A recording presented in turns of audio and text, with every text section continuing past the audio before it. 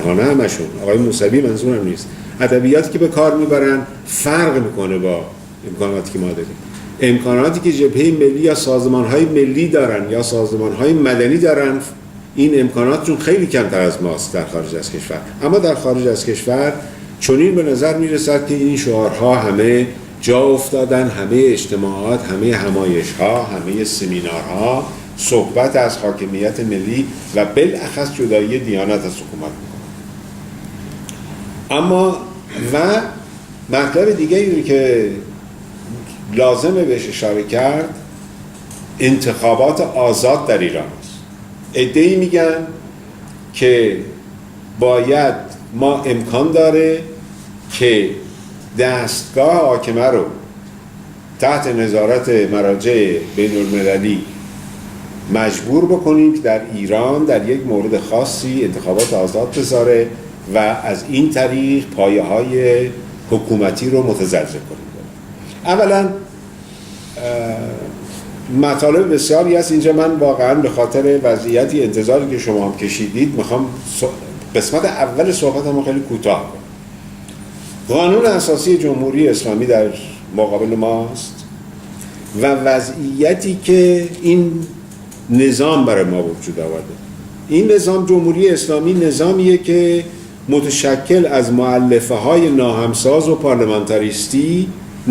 پارلمانتاریستی و به ظاهر فرمایی قانون در آمیخته با نوعی پوپولیسم نظام‌های توتالیتر با رنگ و لعابی از فقه شیعی و بالاتر از همه الهیات سیاسی دستپخته خمینی به نام حاکمیت دین و در قالب ولایت فقیه. این نظام در حقیقت پدیده است نوظهور و خارج از عرف جهان امروز. نظام حاکم در ایران بر پایه حاکمیت دوگانه و متناقض صندوق رأی و انتخابات، یعنی اساس دموکراسی و مشروعیت دموکراسی و شریعت و ولایت، بنا گردیده که این دو با هم متناقض هستند و در نوع خود در جهان بی‌نظیر. با یک چنین موقعیتی من قبل از اینه که اینجا خدمت شما برسم برخورد کردم به مصاحبه آیت الله مرحوم آیت الله حائری یزدی که فرزند مؤسس مدرسه فیضیه قم بودن. ایشون یک فیلسوف اسلامی است و علاوه بر اون دانش فقهیش بالاست، یعنی در حقیقت هم مجتهد جامع الشرایط بودن ایشون و هم این که در فلسفه غرب و اسلام بسیار بسیار وارد بودن. سالها از طرف آیت الله بروجردی در آمریکا بودن و تدریس میکردن اونجا، نه از طرف آیت الله بروجردی، یکی از کاراشون این بود.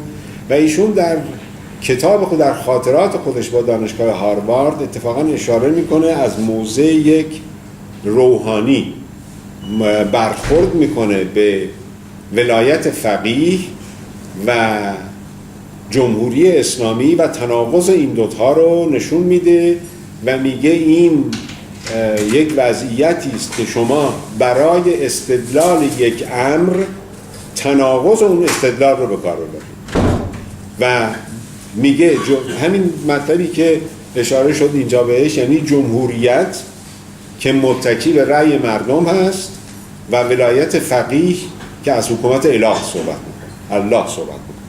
اینا در تناقض هستن. بنابراین در یکی از عمده ترین نکته‌ای که من میخوام بهش اشاره بکنم این چهارچوبی است که قانون اساسی جمهوری اسلامی داره و ولی فقیه یا ولی که بعداً در سال 1363 به صورت ولایت مطلقه فقیه در آمد، یعنی خودش رو فراقانون قرار داد، همونطوری که در برخوردش به رئیس جمهور وقت موقعی که ایشون آقای خامنه‌ای موقعی که اعلام میکنه که ولی فقیه امام هم مقید به رعایت قانون هست، خمینی سخت بهش میتازه، میگه تو نمیفهمی مسئله دین، حرفی که میزنی بسیار بی ربطه و تو نفهمیدی مسئله ولایت مطلقه فقیه رو. در ولایت مطلقه فقیه قدرت ناب، قدرت مطلق دست فقیه است که البته امروز ظاهرا آقای خامنه ای از این قدرت برخوردار نیست، برای اینکه ولی فقیه نیست، اما رهبر هست و همون اختیارات قانونی رو داره. با وضعیتی که شورای نگهبان، شورای مصلحت تشخیص مصلحت نظام، شورای نگهبان و مقام رهبری دارن، چنان وضعیتی را از نظر حقوقی در ایران جمهوری اسلامی به وجود آوردن که علل اصول انتخابات آزاد امری است که یک اصطلاحی است که به کار برده میشه به نام تعلیق به محال. یعنی شما میگید انتخاب آزاده، منتها عملاً آزادی که اساس دموکراسی است و اساس خود انتخابات، یعنی یک اکت، یک عملی که انسان آزادانه انجام میده. وقتی که شما براش از قبل تعیین میکنید چه بگه، چطور لباس بپوشه، چطور فکر کنه، به کی اقتدا کنه، کی رو انتخاب کنه، باید توضیح داد که این آیا این اسم این رو میشه انتخابات آزاد گذاشت یا نه. بنابراین ما معتقدیم که انتخابات آزاد در چارچوب قانون اساسی جمهوری اسلامی ممکن نیست. نمیدونیم، نه من میدونم اینجا در خدمت شما نشستم و فکر میکنم این حق این جسارت به خودم بدم، و نه شما میدونید، نه ملت ایران میدونه، هیچ کس نمیدونه که آینده ایران در حال حاضر چه میشه، چه حدسی بزنه. آیا واقعاً آمریکا و اسرائیل یا بعضی از کشورهای دیگه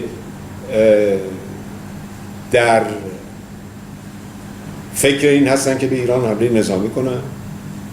آیا پرووکاسیون هایی که مثلا تحریکاتی که رژیم جمهوری اسلامی میکنه ممکن یک دیوانه دیگری رو از عربستان سعودی یا قطر مثل صدام حسین در 3 دهه پیش وادارشون ترغیبشون کنه، تحریکشون کنه به حمله به ایران؟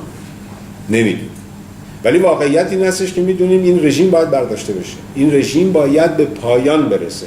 پایان این رژیم رو هم ما موقعی میتونیم بهش برسیم که یک وضعیتی به وجود بیاریم در جبهه ملت، در درجه اول از طرف اپوزیسیون، که تبدیل به یک قدرت سیاسی قوی بشیم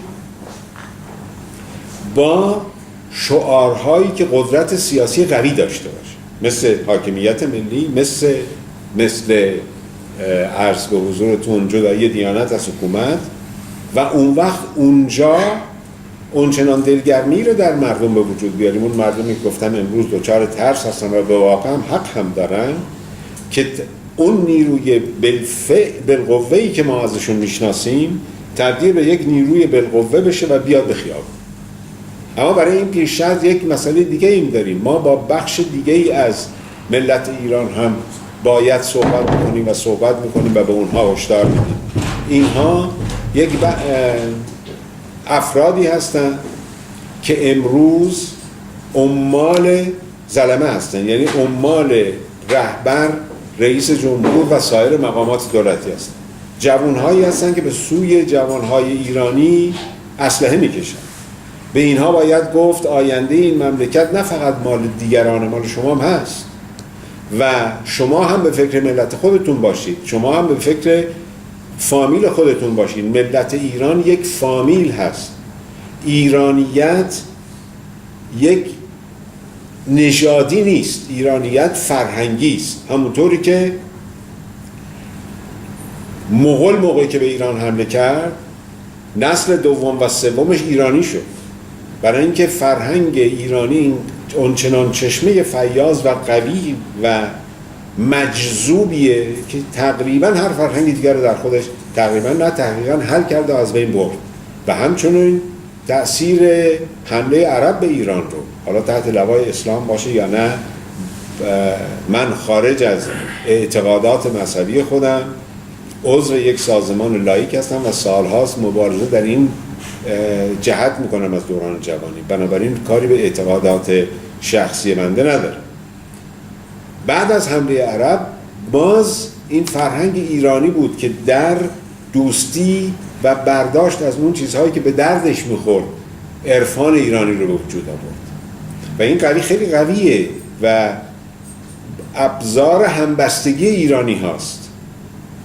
علاوه بر اون تعلقات ما به این آب و خاک است. ما معتقد نیستیم مثل صحبت شادروان بختیار رو شنیدیم، من رو یاد یک گفته آقای بنی صدر انداخت، هیچ قصد اشاره به ایشون ندارم.